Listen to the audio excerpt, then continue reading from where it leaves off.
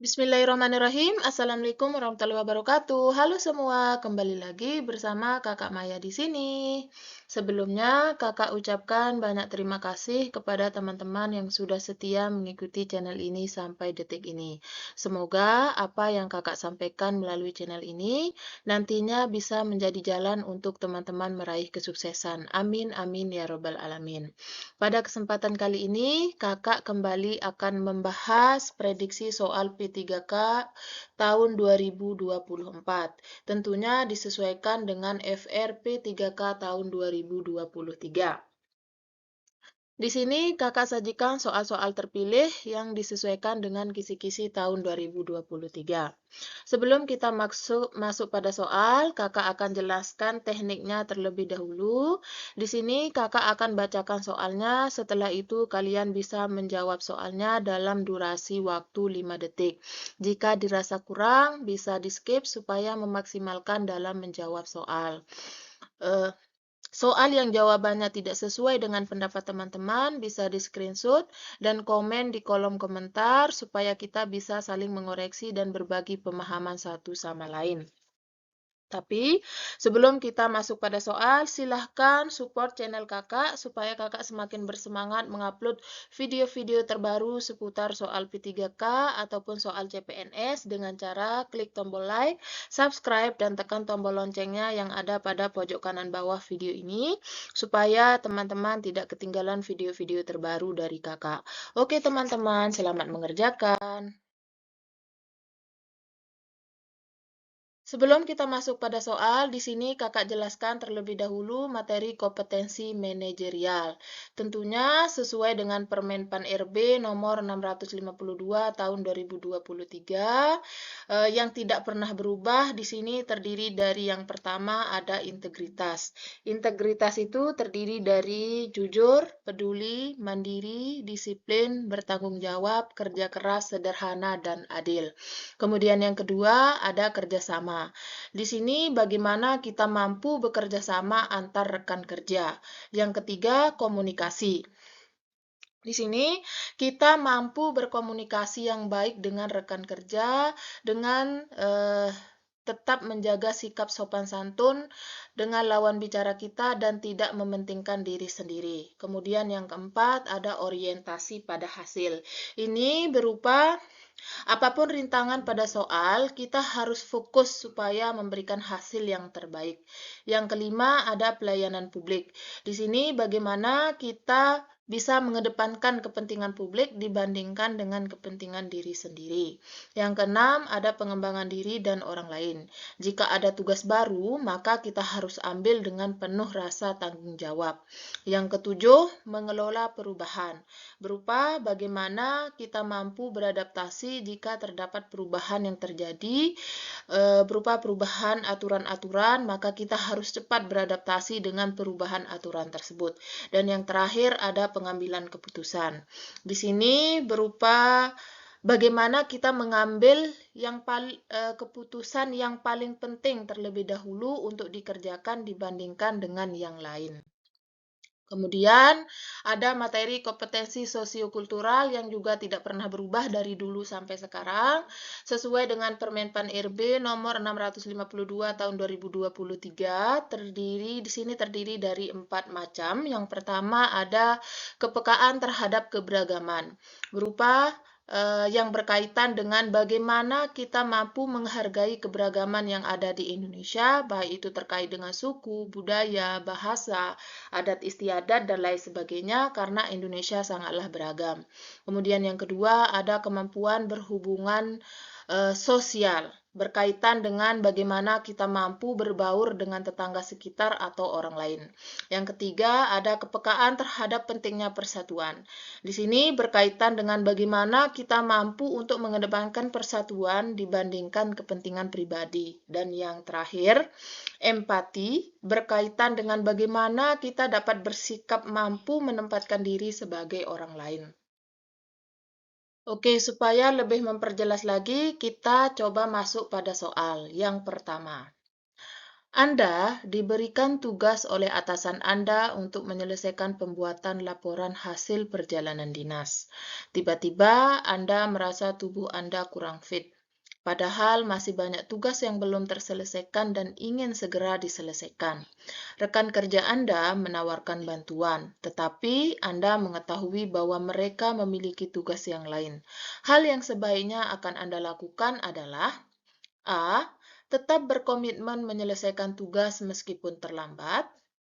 B. Meninggalkan tugas tersebut sementara waktu sampai Anda sehat kembali. C. Tetap berkomitmen menyelesaikan tugas meskipun dilakukan dari rumah. Ataukah D. Menyerahkan tugas tersebut kepada rekan Anda karena mereka menawarkan bantuan. Silakan dijawab dalam waktu 5 detik. 5 detik dimulai dari sekarang.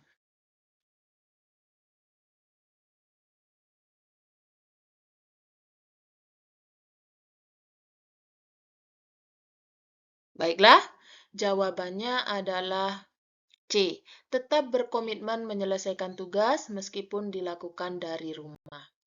Adapun pembahasannya, berdasarkan salah satu kisi-kisi dari penilaian kinerja, ada kata komitmen, sehingga jika kita mempunyai tugas yang banyak, seharusnya kita bisa menyelesaikan tugas itu dengan baik. Jadi, meskipun tugas ini tidak bisa dilaksanakan di kantor tempat kita bekerja, karena tubuh kita dalam keadaan yang tidak fit, bisa kita kerjakan tugas tersebut dari rumah. Tapi, ingat, kita harus tetap berkomitmen untuk menyelesaikan tugas dengan baik karena itu merupakan bentuk tanggung jawab kita. Sehingga untuk soal ini jawaban yang paling tepat adalah opsi C, tetap berkomitmen menyelesaikan tugas meskipun dari rumah. Kita masuk pada nomor soal yang kedua. Sekolah Anda terkenal sebagai sekolah favorit yang mampu mencetak peserta didik handal. Terbukti dari banyaknya siswa dari sekolah tersebut yang diterima di sekolah-sekolah kedinasan. Sehingga sekolah Anda berencana menjalin kerjasama untuk mengisi aktivitas tambahan peserta didik di luar jam sekolah. Hal tersebut bertujuan untuk meningkatkan persentase penerimaan peserta didik di sekolah-sekolah kedinasan setelah kelulusan. Alternatif solusi lain yang lebih efektif dan lebih efisien untuk mencapai tujuan sekolah yang akan Anda usulkan adalah A. Memaksimalkan peran guru dan meningkatkan metode pembelajaran dengan memberikan referensi soal yang berkaitan dengan soal-soal kedinasan. B. Membentuk kelompok belajar antar peserta didik untuk membantu belajar satu sama lain secara mandiri tanpa pendampingan guru. C. Mengusulkan penghargaan dan hadiah kepada peserta didik tingkat akhir yang berhasil diterima di sekolah kedinasan. Ataukah D. Mengusulkan penggunaan aktivitas di luar jam belajar untuk pendalaman materi peserta didik yang nilainya di bawah rata-rata. Silakan dijawab dalam waktu 5 detik. 5 detik dimulai dari sekarang.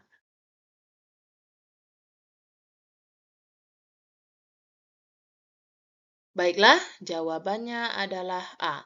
Memaksimalkan peran guru dan meningkatkan metode pembelajaran dengan memberikan referensi soal yang berkaitan dengan soal-soal kedinasan.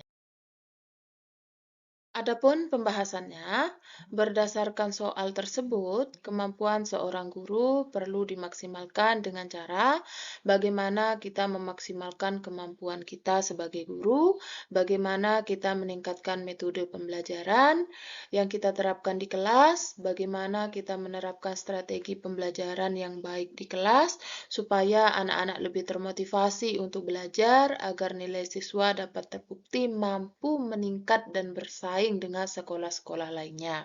Jadi, ini adalah salah satu solusi jika ada permasalahan seperti ini. Sehingga alternatif solusi lain adalah bagaimana seorang guru bisa memaksimalkan perannya. Kemudian bagaimana seorang guru bisa meningkatkan metode pembelajaran, apalagi jika memberikan referensi soal-soal yang berkaitan dengan soal kedinasan. Itu akan jauh lebih baik. Sehingga untuk soal ini jawaban yang paling tepat adalah opsi A, memaksimalkan peran guru dan meningkatkan metode pembelajaran dengan memberikan referensi soal yang berkaitan dengan soal-soal kedinasan. Kita lanjutkan dengan nomor soal yang ketiga. Selama ini, Anda sudah terbiasa menggunakan metode ceramah saat memberikan pelajaran di dalam kelas. Kebanyakan peserta didik telah terbiasa dengan metode tersebut dan dapat memahami pelajaran dengan baik. Di sisi lain, metode tersebut menyebabkan tidak terjadinya pembelajaran dua arah, di mana pembelajaran hanya terfokus pada guru sehingga menyebabkan siswa kurang aktif dalam belajar. Sebagai seorang guru, bagaimana tindakan Anda dalam pembelajaran ke depan? A. Tetap menggunakan metode ceramah secara konsisten karena peserta didik sudah terbiasa dengan metode tersebut. B. Menggunakan metode lain agar tercipta pembelajaran dua arah sehingga pembelajaran guru mudah dipahami siswa. C. Menggunakan metode pembelajaran lain atas keinginan siswa supaya siswa lebih antusias dalam belajar. Ataukah D. Tetap menggunakan metode ceramah dengan menggunakan sesi tanya jawab supaya siswa lebih aktif dalam belajar. Silahkan dijawab dalam waktu 5 detik. 5 detik dimulai dari sekarang.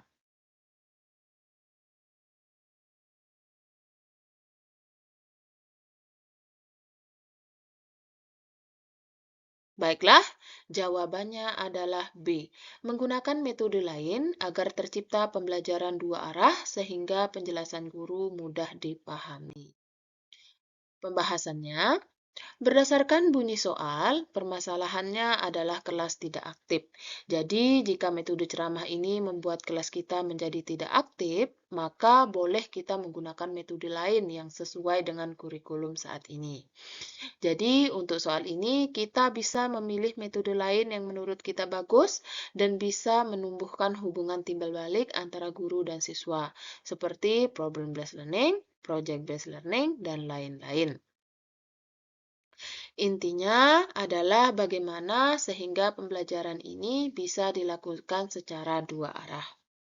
Oleh karena itu, jawaban yang paling tepat untuk soal ini adalah opsi B, menggunakan metode lain agar tercipta pembelajaran dua arah sehingga penjelasan guru lebih mudah dipahami siswa.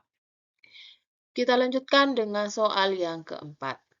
Anda menerima laporan dari beberapa rekan guru bahwa gaya mengajar Anda sering menjadi bahan olokan siswa Anda di sekolah. Anda sebenarnya merasa tidak dihargai sebagai guru. Hal yang sebaiknya Anda akan lakukan adalah A. Tetap bersabar dan memberi nilai rendah kepada siswa yang sering mengolok. B. Membiarkan perilaku peserta didik karena lambat laun pasti akan berubah. C. Memarahi peserta didik dan memberikan hukuman yang setimpal. Ataukah D. Tetap bersabar dan dinasehati bahwa perbuatan yang dilakukan tidaklah baik dan memberikan hukuman yang telah disepakati agar memberikan efek jera. Silahkan dijawab dalam waktu 5 detik. 5 detik dimulai dari sekarang.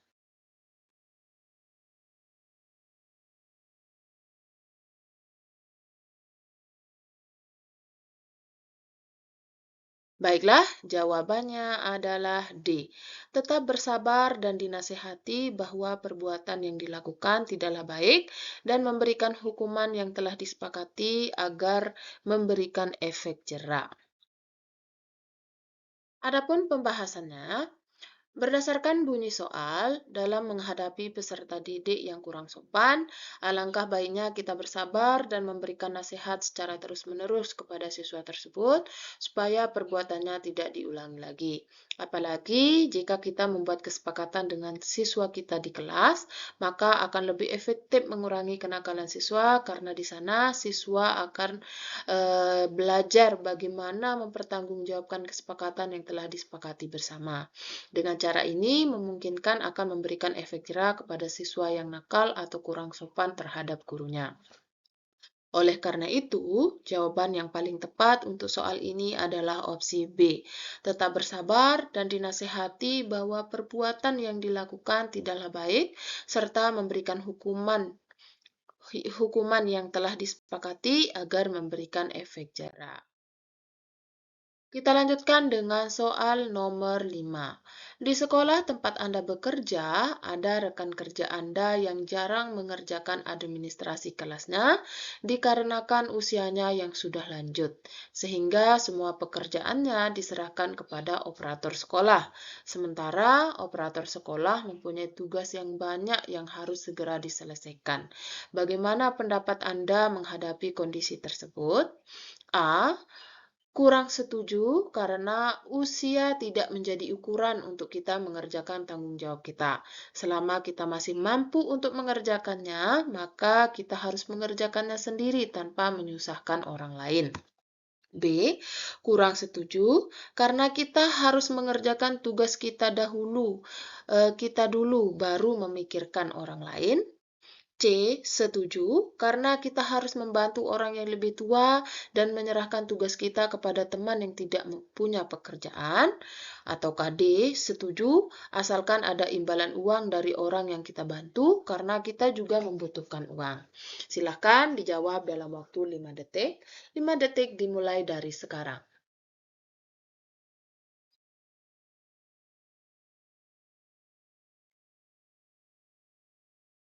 Baiklah, jawabannya adalah A.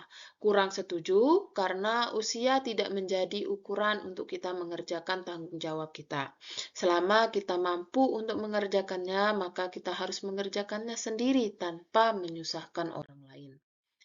Adapun pembahasannya, berdasarkan soal, kita tidak boleh menyerahkan tugas yang kita miliki kepada orang lain, meskipun terkendala usia. Selama kita mampu menyelesaikan tanggung jawab kita, maka kita harus profesional dalam mengerjakannya. Apalagi menyerahkan tugas yang dimiliki kepada orang yang mempunyai tugas yang banyak, maka kita akan membuat orang tersebut melalaikan tugasnya karena tugas yang kita berikan. Oleh karena itu, kita tidak boleh memberatkan orang lain atas tugas yang kita miliki. Selama kita masih mampu mengerjakannya, maka kita harus kerjakan dengan optimal dan penuh rasa tanggung jawab. Oleh karena itu, jawaban yang paling tepat untuk soal ini adalah opsi A. Kurang setuju. Karena usia tidak menjadi ukuran untuk kita mengerjakan tanggung jawab kita. Selama kita masih mampu untuk mengerjakannya, maka kita harus mengerjakannya sendiri tanpa menyusahkan orang lain. Oke teman-teman, sekian dulu video kita hari ini. Terima kasih karena teman-teman sudah menonton video ini sampai akhir. Sebelum teman-teman menutup video ini, silahkan sempatkan buat klik tombol like, subscribe, dan tekan tombol loncengnya yang ada pada pojok kanan bawah video ini, supaya teman-teman tidak ketinggalan video-video terbaru dari kakak. Silahkan komen juga di kolom komentar video-video apa yang perlu kakak bahas melalui channel ini. Nanti requestan terbanyak yang akan kakak bahas melalui channel ini. Oke teman-teman, terima kasih. See you next time and bye-bye.